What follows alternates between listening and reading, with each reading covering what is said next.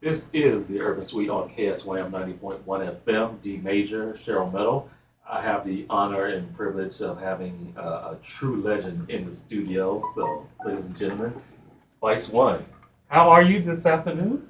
Man, I'm good. Just happy to be alive, man. Moving and sticking. Still recording and doing my thing. Man, appreciate you coming through today and also being in San Antonio. Um, for those who, for some reason, do not know who you are, or I mean, well, just give me a little bit of background. Originally from Cali. Yeah. Yeah. I was okay.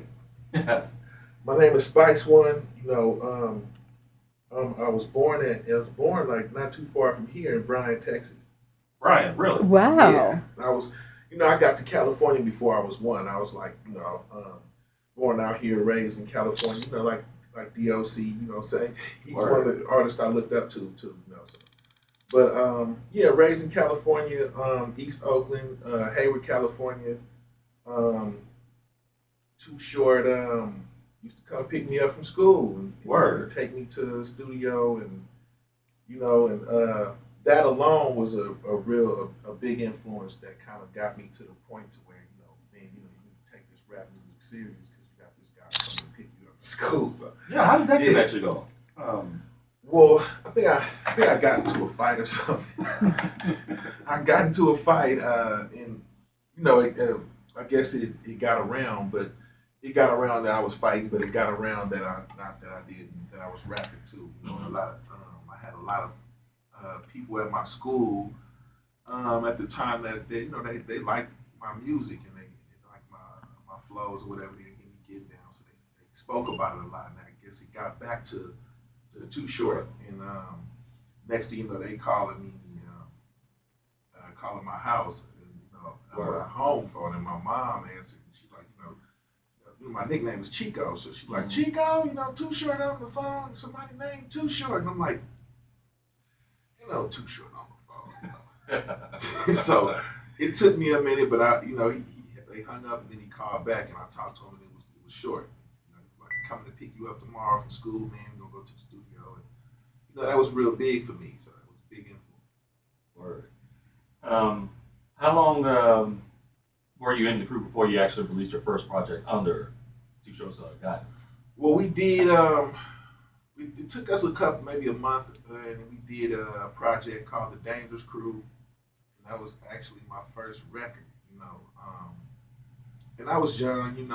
He had Richie Rich come in there, another artist from the 415, and they was trying to get us to battle, and I just had too much respect for Richie Rich to even say anything. You know what I'm saying? I'm like, dude, I got all your music. I'm not battling because I take battle rapping serious.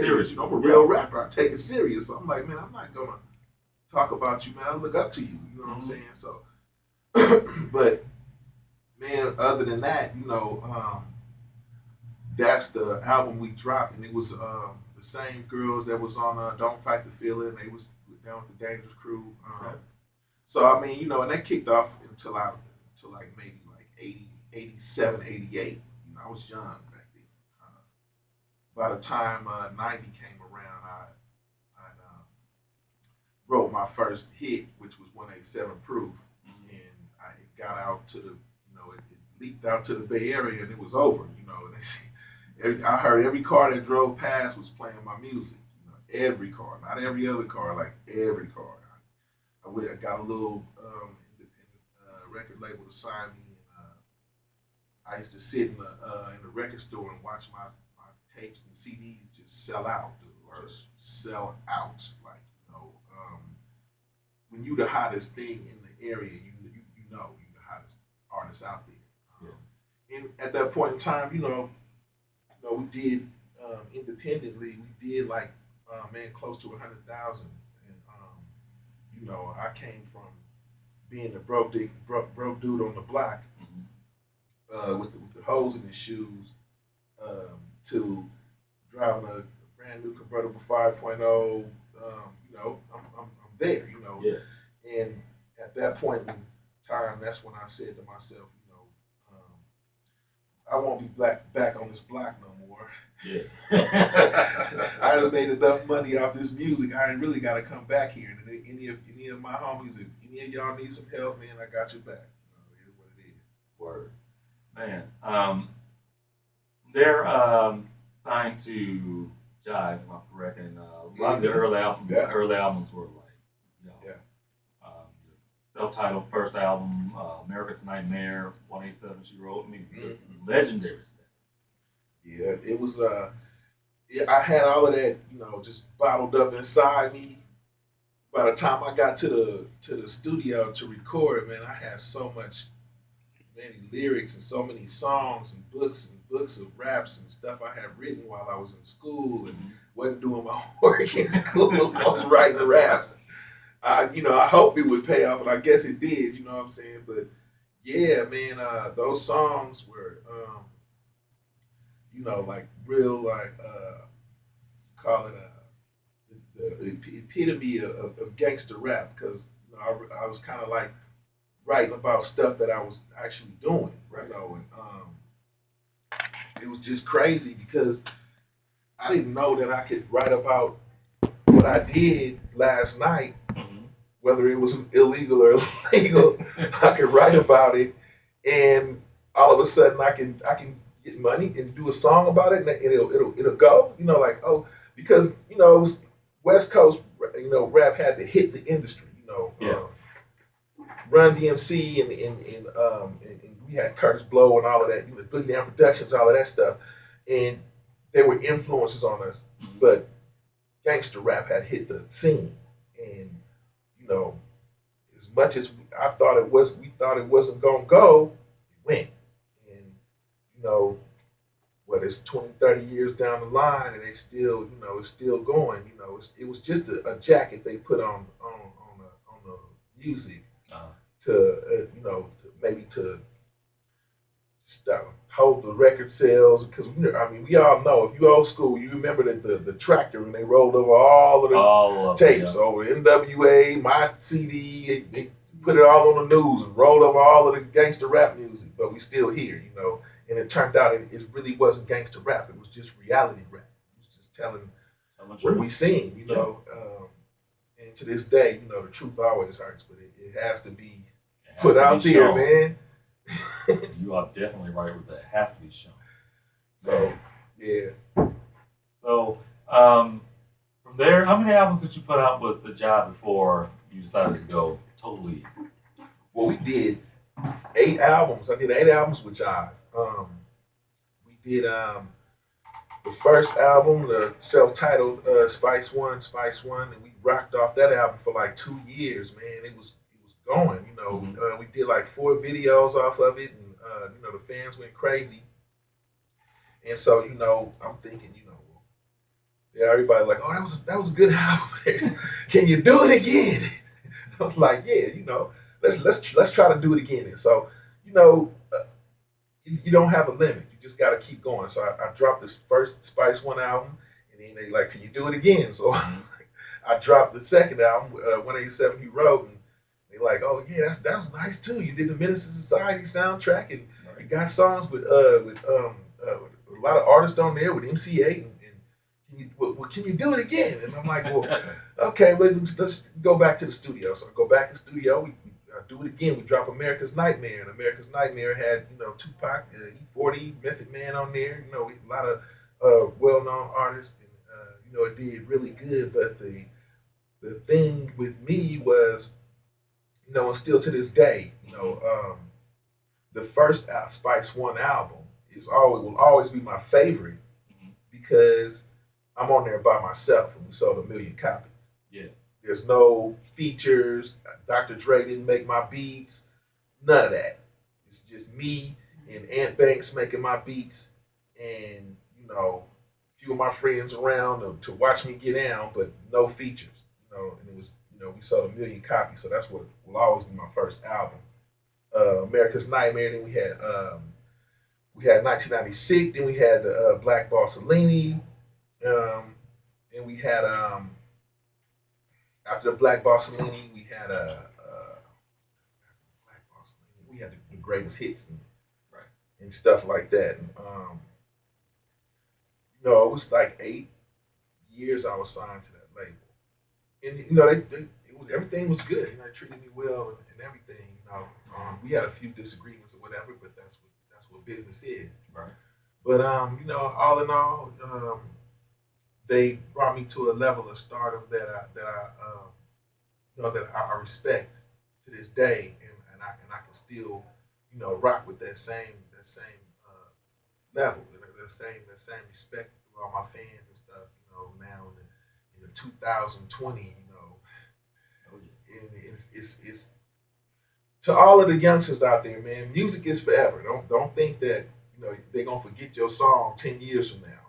No, the song will still be floating around here 10 years from now. You can do a song now, and it might not blow up for like 3 years. But you never know. Yeah, I've seen it. I've seen yeah, it. It might take a year and a half, 2 years. yeah. All you But gotta do is just chill. Just yeah, keep recording and doing you. And next thing you know, they might find a song that you don't even like that you recorded, and the fans might like it more than you do, and because you're not the one that controls what your fans like. You're the artist in you. Chico doesn't control what Spice One writes. right. Spice One tells Chico what to write. Mhm. So, and that's to all of the youngsters out there, man. Let the artist in you, let it evolve. Let him do what he do. You know what I'm saying? Don't hold him back. Right. What you do. Man. So, when did you finally go independent? Um, I went independent. Like maybe I got off a job in '99, and I went independent. I didn't really go independent until like maybe like 2007, like right after I had an incident where I got shot in my neighborhood or whatever. After that, I was thinking, I got a good distributor, um, which was Empire Distribution.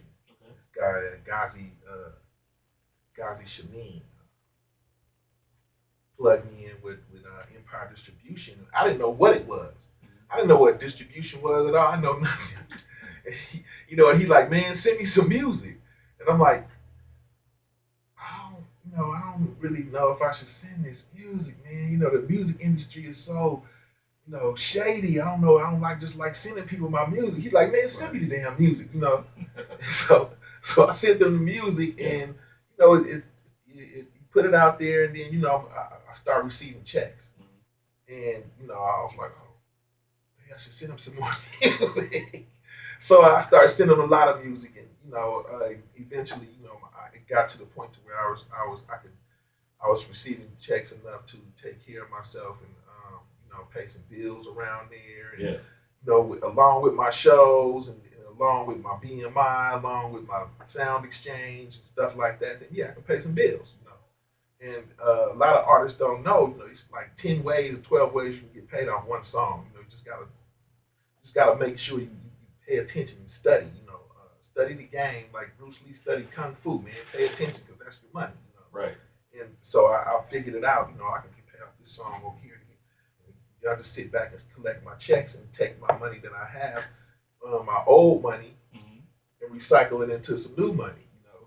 So now I'm taking my old money from my old record sales and stuff, and Right. I'm putting it into my new projects that I'm working on now, and finding investors and still rocking. You know what I'm saying? It's nonstop. It's forever. Okay.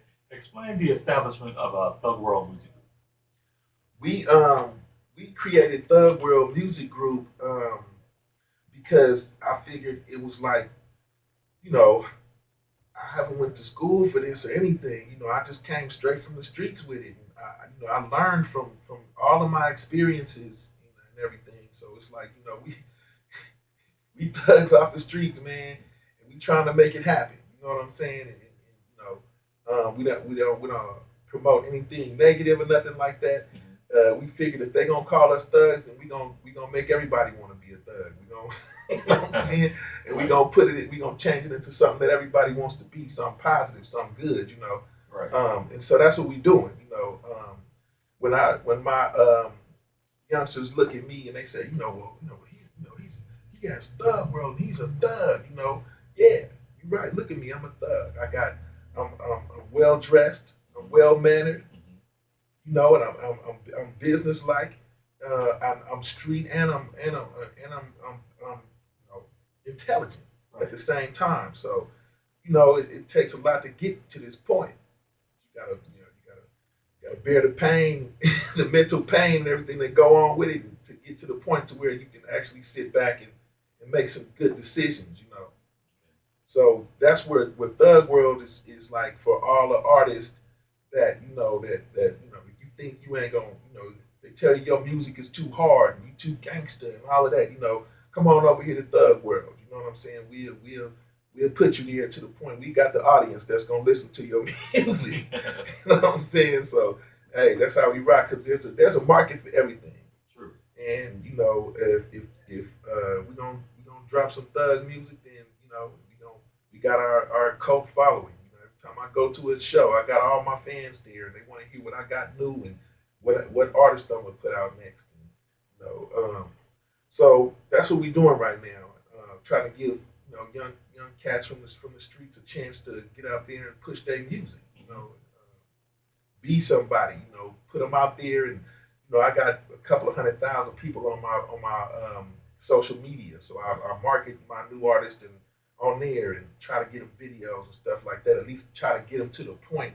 The objective of Thug World is try to get artists to the point to where they do get a major deal from a nice major label and stuff. Put them there, and once we get them there, I wash my hands, man. You did it, do your thing, But that's what Thug World is about. Um, what in particular are you looking for when you're trying to search for an artist to add to the roster? I'm definitely looking for artists who, they gotta maybe kind of have some type of way that they own like videos. Hmm. I'm looking for ambitious artists that's not sitting there waiting for me to do everything. Willing to actually go out and work. Yeah, and because I traveled this whole United States in a Honda with the Hmm. homie, passing out Spice One CDs, back in the day, Yeah. because you couldn't just buy it online. You had to get up and go. You had to get up and go pass them out. Yeah. You had to get up and go to the store to buy the CD. You know what I'm saying? So you got to put in the work. The only way you gonna get there is put the work in, man. You gotta get up and get out there and put that work in. Exactly. Hmm. Campaign, man. Campaign like the president, homie. True that. True that. I mean, you're literally working for yourself, so why Yeah, not push yourself so people can understand where you're coming from and want to buy your yeah. music and everything. Look at everybody running for president. That's how you supposed to be campaigning your music. And you definitely need um, support from your family, but definitely support from your local like radio stations and your local clubs and DJs. Hmm. If I tell every state and every city I go to, if you guys want a famous rap artist, y'all gotta make them famous.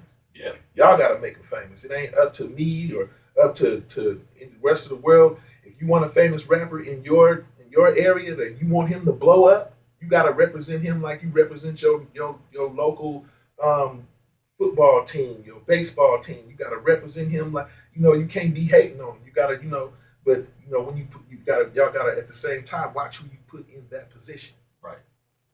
True. So Definitely. true. Um, since you're in San Antonio, what is the connection with the city that you're here so constantly now? It seems like. Well, yeah. I've been dealing with this cat Ryan, um, and we've been doing like these producers out here, man. Ace, your boy Shouts out Ace, to Ace and One. yeah, Ace One. We just redid this. Oh man, we did this Michael Jackson track last night, and Word. it's like a remix of Annie, Are You Okay? Oh wow. Oh wow. Okay. Okay. And it's like it's killer, man. It's like if we once we make a radio, we have to make a radio version for it. Make the radio version for it. Do the video, Mhm. and once the public gets a hold of this new Michael Jackson song that we did, it's going down. The production on there is nice. You know what I'm saying? And this is the song I sing a cappella and make the crowd go crazy. Okay. So with the good production behind it, man, it should go. It should go right now. I like record a lot of good songs with these producers because their the music is immaculate. It sounds like Dr. Dre made half the beats. And, Wow. we got every time I go to the artist, I take the beats back to Cali with me, and I let Corrupt hear it, and he like, what? He's like, man, it sound like Dre made it. I'm like, yeah, we need to get on here. So, me and Corrupt and Devin the Dude got a nice one on this new album, this Platinum OG album and stuff. So Great album, by the way. yeah, thanks, man. It's like I say, the production on there is immaculate. It didn't take me no time to do it because the beats was just so banging, man. I started freestyling and everything. I'm like, man, just pass me the Hennessy, man, and let me finish freestyling. I'm good.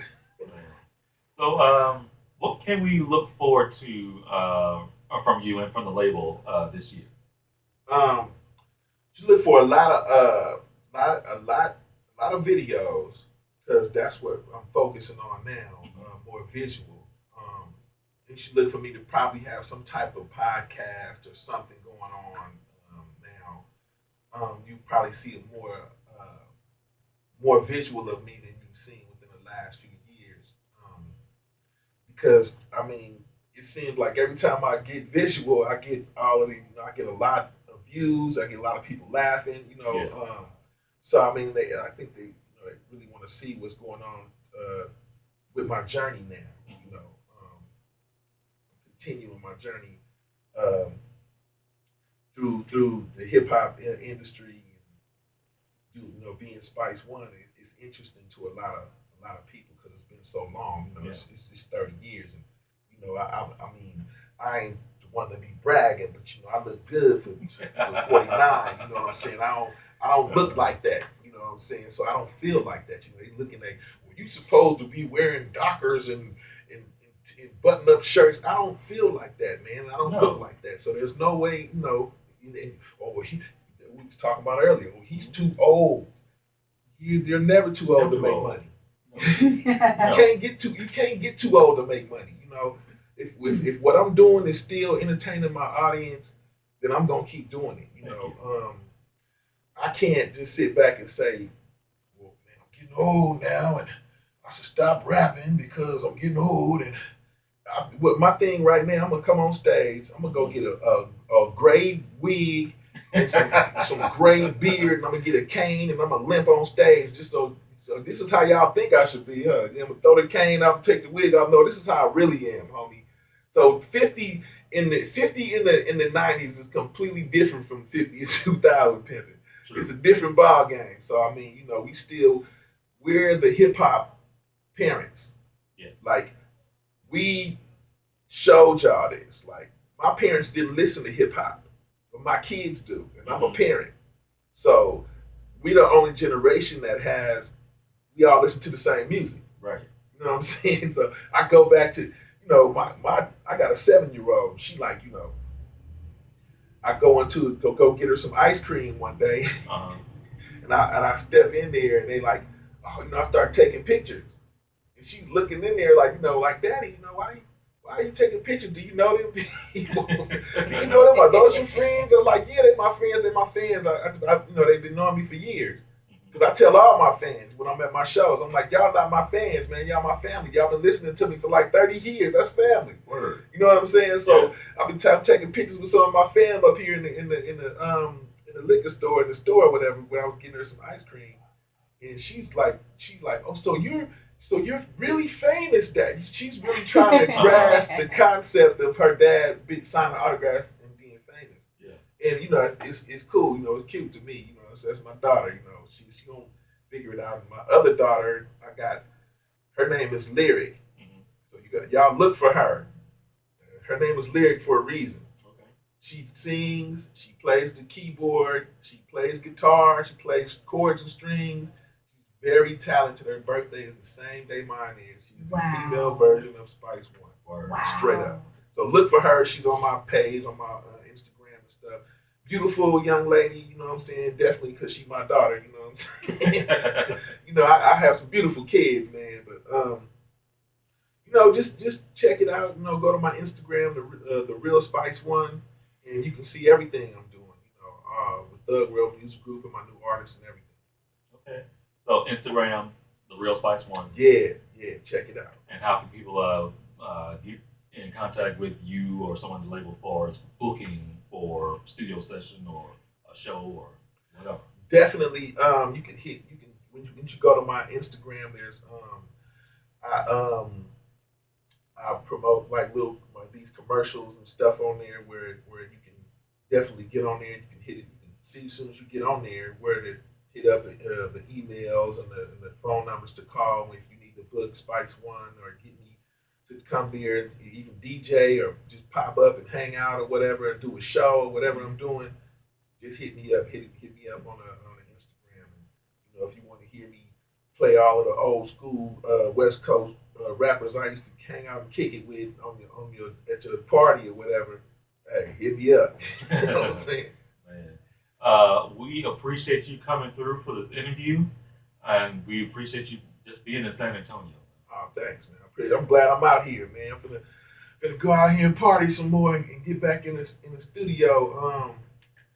Come with some more fire, so y'all stay tuned. Yes, indeed. Like I said, when that single drops, make sure it gets here so I can get it on there. Oh yeah, definitely the Michael Jackson, man. We gonna make sure we get that one to you because that's like it's entertaining and it's funny at the same time. The Ace One was like, "You sound like Michael Jackson on there." Wow. So you hear it, man. It's on. It's funny. Man, I can't wait. Like I said, anytime you're in San Antonio, if we have a spot available, just let us know. We'll get you in here. Oh yeah, definitely, man. Thanks, I appreciate it. Appreciate you, man. Thank you. All right, everybody. Keep on listening. This is the Urban Suite KSWAM 90.1 FM. Cool. Awesome. Thank you, man. Yeah, man, y'all got it. That song I did last night. Yeah.